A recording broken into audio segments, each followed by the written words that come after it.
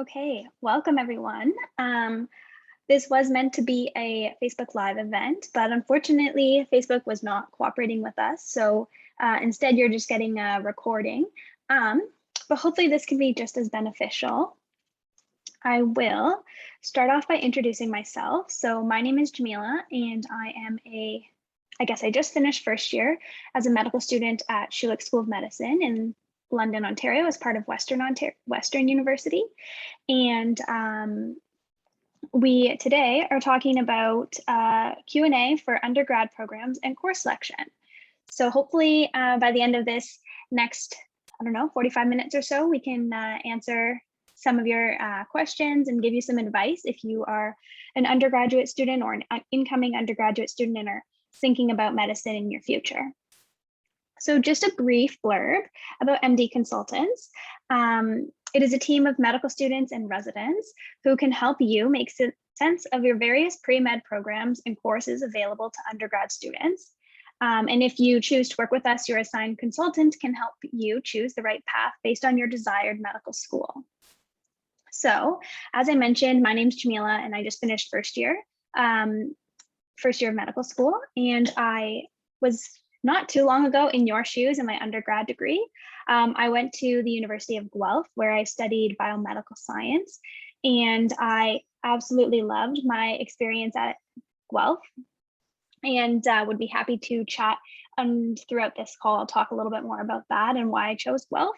But I guess we can chat, and I know that some people have submitted questions in advance, so I'll do my best to work through those. But I know that there's no live function here, so I'm going to give you an email. And if you have questions that come up while you're watching this call or later on, please feel free to email this contact and we will get back to you with an answer as quick as we can. So the email is info@mdconsultants.ca. So please let us know if you have questions or you want to chat further about some of the decisions you are making about your upcoming undergraduate journey. Okay, so the first question we have here on our list is, what top advice can you give to incoming undergraduate students?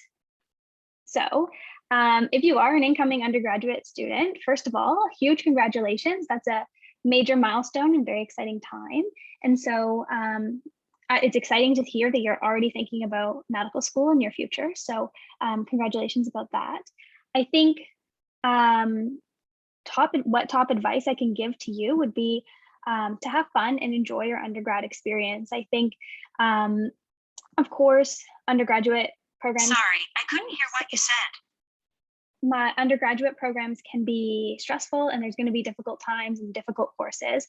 And with that end goal of medicine, obviously there's a lot of pressure that you're putting on yourself to achieve certain standards. But I think it's also important to enjoy every moment as much as you can of your undergrad degree. It's such a special time, surrounded by people who are working towards similar goals as you or in similar programs with similar interests. So build those connections, make friends, try new things. That's all part of your undergrad experience and so important. And the other tip I have would be step outside of your comfort zone. So undergrad is an incredible experience and an opportunity to take some risks, and it's a safe environment where you can explore new paths, try new courses, maybe a new hobby. So I would encourage you to take those advantages and those opportunities when they're presented to you. And then I know this was asking for one piece of advice, but I'm going to give you three. My third one would be to forgive yourself. Undergraduate programs are difficult. There's a lot going on outside of your academics, and you're so much more than just your academics. So, if you get one bad grade or one midterm you're not happy with, try and use it as an opportunity to learn and do better on the next one. That's not hopefully going to be your make or break moment. So use those as learning opportunities to try and better yourself for future. And the next question is, how do you know if you're choosing the right program as a pre-med? That's a tough question. And I think I remember being in your shoes not that long ago when I was trying to make decisions, and it's overwhelming. You're trying to decide between so many programs, and They're all so excellent. I think what it comes down to is making the right decision for you. So you're unique as a student, as a learner, but also as an individual. And so what's right for you will not be what's right for someone else necessarily. So make sure that you're making that decision for you specifically, not for what worked for your friend or your cousin or what your parents think might be the best option. So make sure you're really considering what is best for you. And I think some things to consider when you're trying to make that decision is what do you enjoy? You're going to be studying a program for 3 or 4 years. You might as well pick something that you're passionate about. Think back to your high school courses. What were courses that you took that you really enjoyed or that you really excelled and they came naturally to you? What were your strengths and weaknesses? And try and think about how that would relate to the programs that you're considering. So I think that's important. I also think it's important to look at the course calendars or the courses that you'll be taking in those whatever program you're deciding to look at. So I know your first and second years, especially if you're in sciences, can be very general, you know, where every first year science student is taking the same chemistry and biologies and all those very generic courses. But especially when you get into third and fourth year, those courses can really differ in what you're studying. So try and take a look into the years ahead and see what interests you and where you see yourself fitting into that. And then I also think it's important to think holistically. Of course, academics are so important, and that's why you're going to school, to gain an education, but there's also so much more. So I think it's important to think about where you see yourself fitting in. And does that require you to move away from home, live away from home for the first time? Is the schools that you're thinking about, are they close by where you can come home for weekends or an evening dinner, or are you moving across the country? And those are things that really will make a difference in your undergrad experience. And you know, if it's the right fit for you, it will help you thrive and be a good fit, and you'll do well. But if it's not, then it can make it more difficult for you to succeed academically and socially. So I think it's important to think realistically about some of those things beyond just academics when you're considering and making those decisions. And then I would say talk to people. If you know people that went to a certain school or did a certain program, talk to them. Don't be afraid to reach out and ask them about their experience. It's a good way to get authentic information and kind of hear what students' experiences are, and that's so important as well. And the last piece of advice I would have is visit your campus if you can, if it's not too far. Lots of times that can give you a real feel for the school and the environment.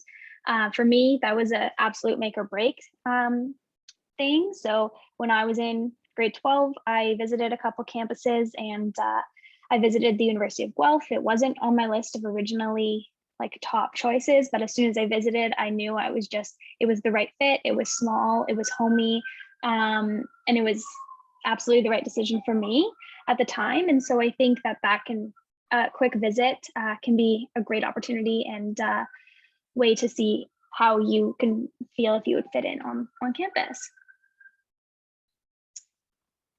The next question is it important to keep a full course load at all times during undergrad?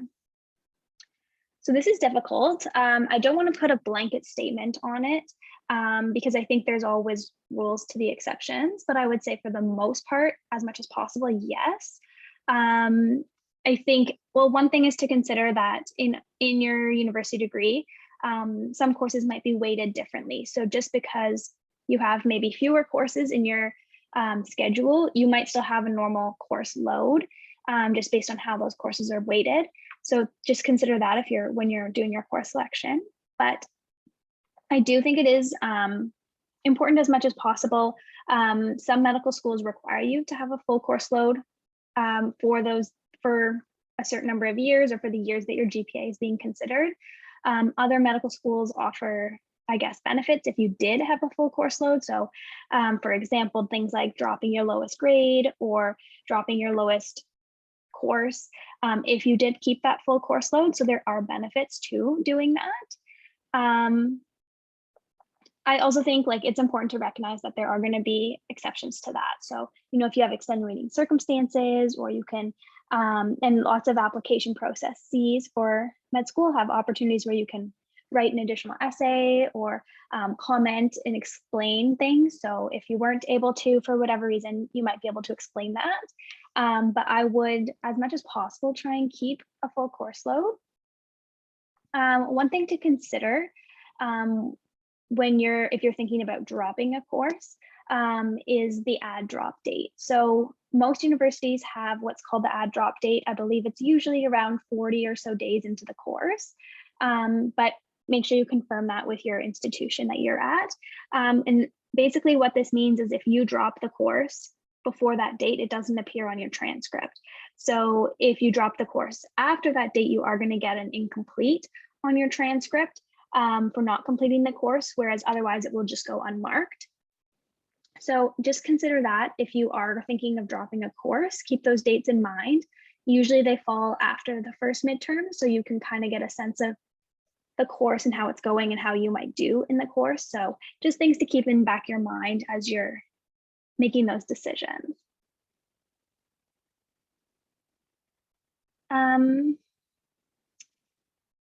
Does it help to do an undergraduate degree at a school with a medical school associated with it? So this is, again, a difficult question. I don't want a blanket statement it. So what it means by this is, for example, doing your undergraduate degree at Western or McMaster or Queen's, essentially any of the programs in Canada with that also have a medical school associated. I think there's definitely pros and cons. Because you went to a school without a medical school definitely does not mean that you can't get into medical school. I went to the University of Guelph, which does not have a medical school, and I was successful at getting in, as were several other people in my cohort. I think there are definitely benefits to it.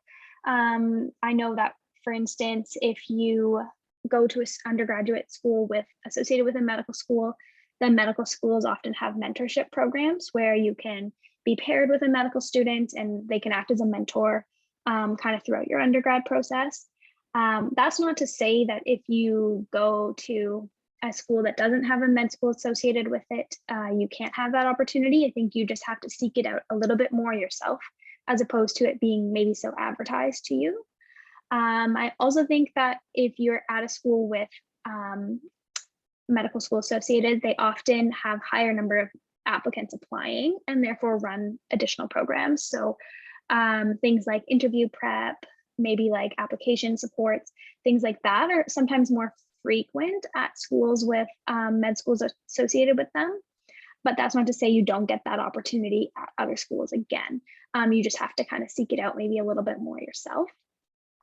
That being said, I think one of the big benefits of going to a school that's not associated with a medical school is the resource allocation. So I think a great example of this is I went to Guelph and we got to work for a full year in a cadaver lab through dissections, which is very, very unique for an undergrad program and not something that most schools do. And I think the reason for that is we didn't have a medical school associated with us. So if we had, those cadavers likely would have gone to medical students, but instead they went to undergraduate students. So sometimes opportunities like that are more feasible at schools without undergrad or medical programs. So I think it just depends. And I don't think that should be your make or break. I think just you can consider it as a point and a factor and ultimately see what's important to you when you make those decisions. But yeah, I think those are good things to think about. Okay, our next question is, what courses do I need to take as a pre-med? So I think, again, this varies. Of course, whatever program you're in, you have to make sure you're fulfilling those requirements so that you can graduate on time. So keep that in mind. But I also think this depends on the school and also the province that you're applying to. So some schools, for example, Western doesn't have any prerequisite courses. So people can come in with various degrees like business, music, arts, of course, any of the sciences, and there's no prerequisites or I guess mandate on terms of what courses you've taken. Whereas some schools do have these prerequisites, and it depends how they look at them. Sometimes it's prerequisites and those are the only courses they take to look at your GPA, or sometimes you just need to have them and it's just a checkbox. So it totally depends. Another thing is to consider is if you're thinking of applying out of province, provincially guidelines for prerequisites can change a lot as well. So I know outside of Ontario, English credits are often very common as prerequisites. So that might be something to consider. So I would encourage you to look into what schools you think you might want to apply to and look up their prerequisites. My piece of advice would be, set yourself up for success and keep those doors open. And even if you're not sure you want to apply to a certain school or apply out of province, or I would say if you have the space in your calendar or your course schedule, try and take as many prerequisites for other schools as you can, just to keep those doors open. Because I think you'll find that mostly they overlap, so you're not taking too many prerequisite courses. I would say also, when you're picking courses, I mean, of course, you have to take what's mandatory for your program, but it's important to take courses that you enjoy and you're interested in. So I know for me, when I was in my undergrad, people were always trying to find what's the easiest course, or reading those forums to look for, what course can I get a 90 in?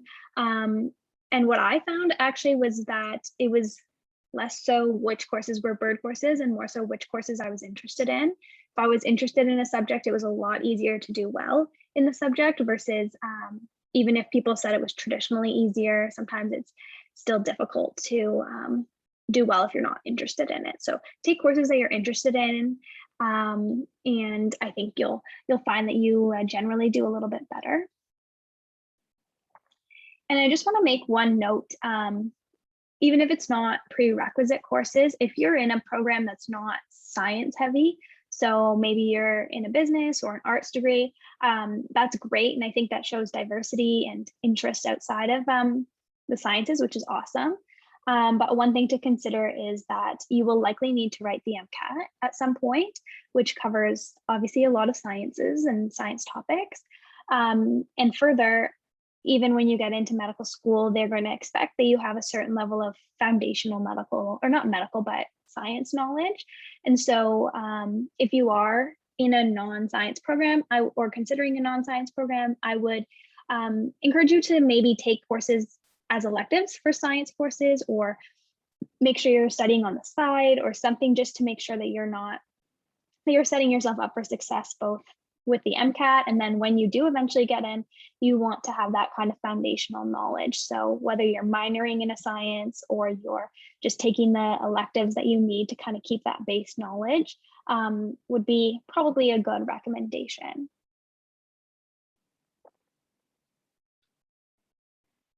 Okay, we have a question about the impact of switching programs or repeating a course. So I'm going to break these up. So for switching programs, I think this is pretty school dependent. So again, I would recommend you look into the specific school that you're thinking of applying. And also I would encourage you to talk to your guidance counselor or program counselor, just to make sure that you're staying within checking all the boxes in your current program or the program you're switching into, to make sure that you can graduate on the timeline that you want to.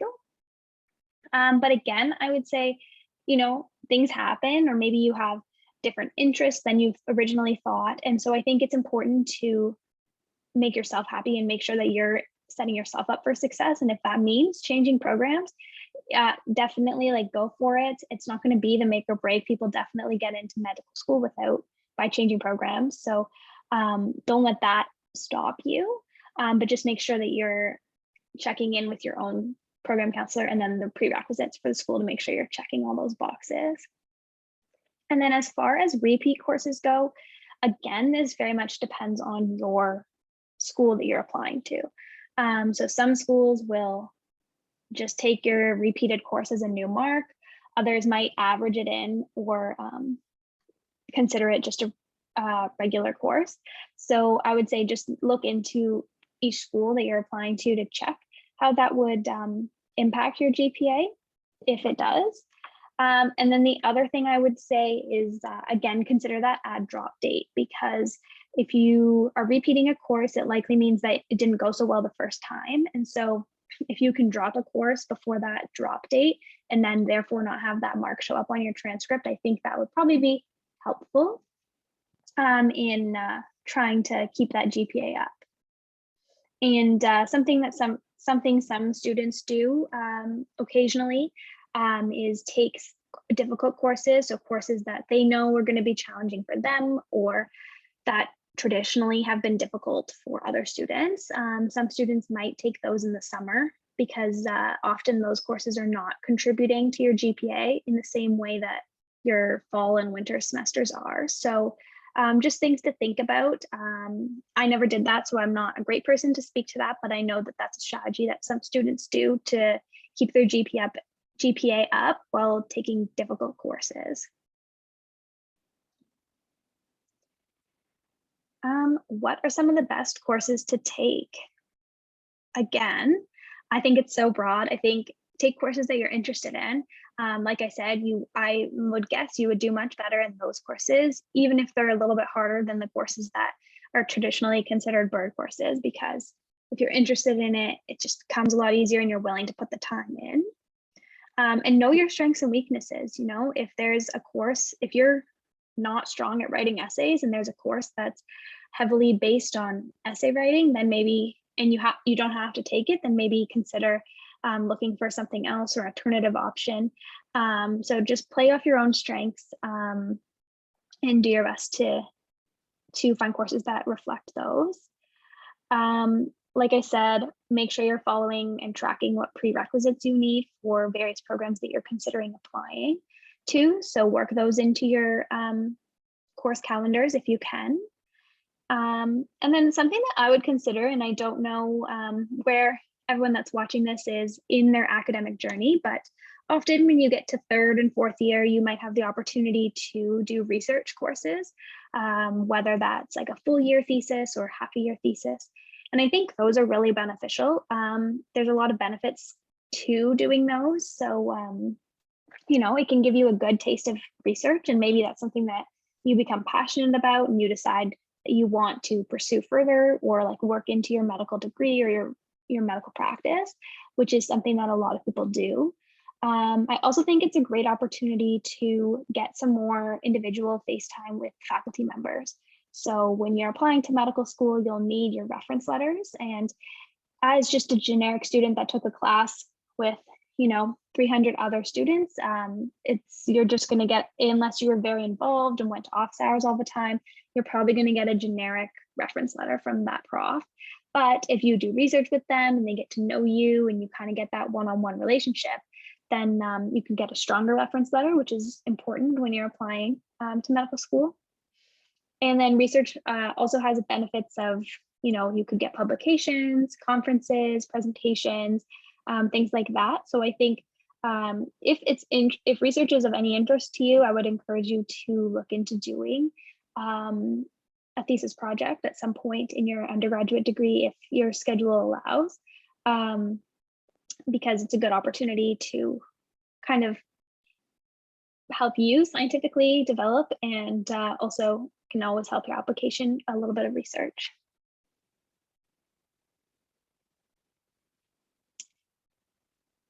Okay, the next question is non-academic, which is fun. Best things to get involved in. I'm going to repeat what I've been saying so far and just say that it's important to get involved in things that you're interested in. So if you're passionate about something, it's not going to be a chore. It's not going to be weighing you down. It's going to be adding to your bucket of energy and fueling you. So I think it's beneficial to you to be involved in things that you're passionate about. Like I said, I think research is a great way to get involved as well, whether that's through thesis, maybe it's a summer project, something you're doing on the side. It's a really good way to to get involved in the scientific community. And I think it's important to pursue like hobbies that you had before, personally, because, if you were really into sports in high school and you go to university, join intramurals, join a running club, go to the gym or music or whatever those hobbies are, because that will fuel you and give you an outlet. And I think it's also important, maybe it doesn't seem as productive in terms of getting into medical school, but it will make you a more interesting person. And you'd be surprised how frequently those conversations come up in interviews, even if it's just like the small side talk before interview starts or in the hallways, those type of things. So make sure that you're continuing to be you and pursue things that you're passionate about. And the one thing I will say for when you're thinking about clubs and extracurriculars is I think medical schools like to see things like longevity. So instead of just doing, a club or something where you're involved and you do one weekend thing and that's it, that's great. And if that's all you have the capacity for, then that's awesome. But I think what they do like to see is, something that's built up over time. So maybe you start in your first year and you're just a general member and you're involved, and then over the next couple of years you become more involved, and by your third or fourth year you're in an executive position. They do like to see that sort of progression, that natural progression. So if you can do that, or if you find something that you're interested in and you work your way up, then that's a great thing to have on your resume. And I think while we're on the topic of clubs and extracurriculars, it's important to track what you're doing. It sounds kind of silly, but the way that, at least in Ontario and the medical school applications are set up, is you can record anything you've been involved in, I believe, since the age of 16. And so when it comes time to do that, it's hard to think back and think about all those things you're involved in and who the contact person was for that, how many hours you were involved, what your tasks were, all those little details that you forget. So my piece of advice would be create an Excel file and just keep track of them. Every time if you join a club and you're involved in it in whatever capacity that might be, just jot it down in the chart. And then I promise you, when you're in the process of applying, it'll make your job so much easier to be able to look back, because you won't be forgetting or trying to rack your brain to think about who the contact person was or what your specific role was. So take the extra 5 minutes now and it will save you so much time later on. Okay, we have a few minutes left, so we'll wrap up with the last couple questions. General tips on things I wish I'd known. Okay, let me think.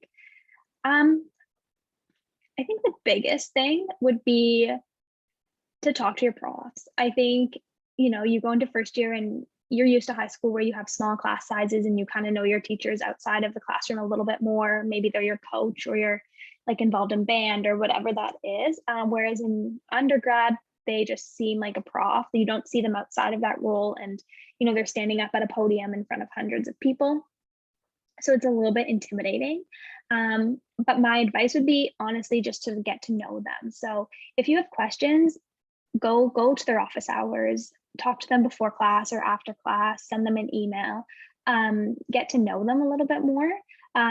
It seems trivial, but it can make a big difference. And like I said, eventually you will need reference letters. So if you can have a little bit more of a personal connection with a prof, and that's always super helpful.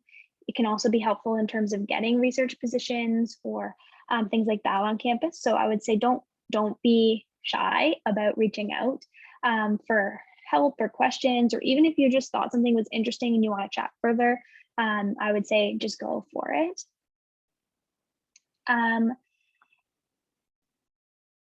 And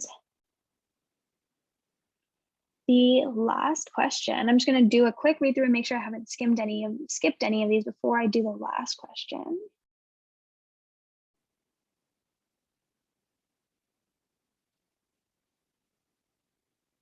Okay, it looks like I've covered them all. Okay, the last question on here is, a piece of advice for undergraduate students hoping to get into medical school in the future. I am going to say that it's important to be passionate about whatever you're doing. So, you know, getting into medical school and then medical school itself is such a long journey, and there will be setbacks. It's difficult, and it can feel isolating, but make sure that you're enjoying the process. Like, do things that you like, that you're passionate about, and don't lose sight of yourself. You know, there's everyone always trying to like meet that mold of perfect medical pre-med student. And I would say like, just be yourself. Don't try and fit that mold. You know, do what makes you happy. And everyone has their own path and journey to get there. So make sure that you're enjoying your path. And don't change yourself and lose sight of who you are along the way, because things like your GPA and MCAT, extracurriculars, of course, they're important. We're not gonna belittle that, but there's also so much more to you and your experiences. So make sure that you're thinking about all of those things as well along the way.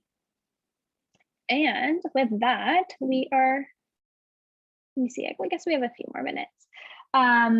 Let me just scroll through these questions and make sure I haven't missed anything.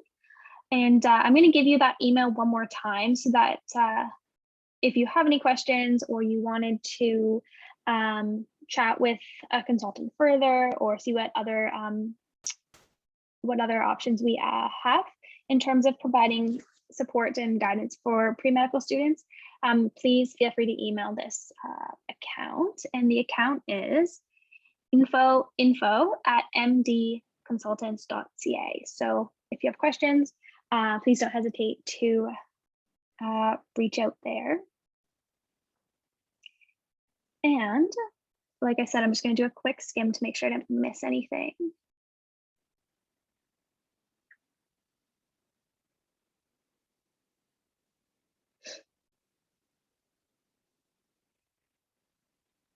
And again, like I said, I don't know what stage anyone is along this undergraduate journey, but it's great that you're already thinking about these things.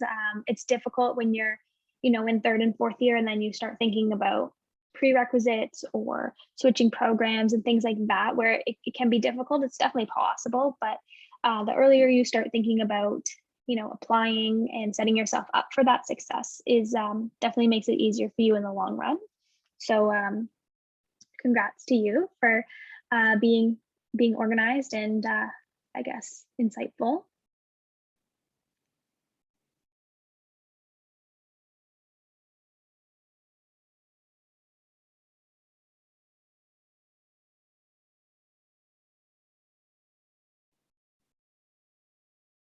And I guess the last thing that we didn't touch on, but importance of GPA. Of course, your GPA is very important, and different schools weight that differently. So that's something to consider when you're applying to medical school. You might not be as competitive at every medical school equally. So when you get to that stage and you're thinking about applying, you can look at how each medical school weighs different things, whether that's your MCAT, your GPA, extracurriculars, sometimes additional degrees can help. So it's not necessarily a make or break. Of course, try and always keep those numbers higher. That high is always great and it's helpful, but if you're, don't be discouraged if you get, you know, 1 or 2 low grades or things aren't working out the way you wanted. It's definitely not necessarily the end all and be all. So make sure that you're considering that as you pick your courses and are in that kind of pre-med world.